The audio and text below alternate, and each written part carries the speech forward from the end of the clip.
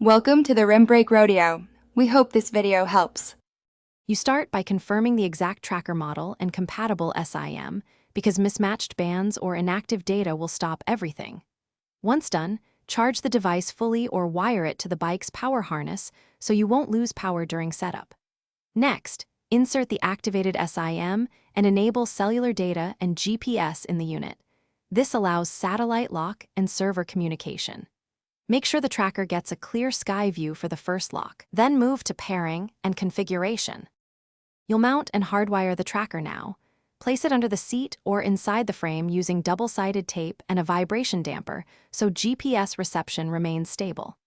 Then connect the constant plus 12V, ground, and ACC/ignition leads following the wiring diagram. Secure connections with solder or crimp connectors to avoid drops. Next, configure communications by setting the APN, server IP import, and reporting interval using the vendor app or SMS commands. This enables live tracking and geofence alerts. You finish by testing every function. Verify live GPS location, movement alerts, geofence triggers, and historical trails in the app. Once confirmed, secure the tracker with a tamper seal or zip ties and conceal wiring to reduce theft risk. If something fails, troubleshoot systematically. First, check SIM data balance and APN settings, then antenna and ground continuity, followed by voltage at the device.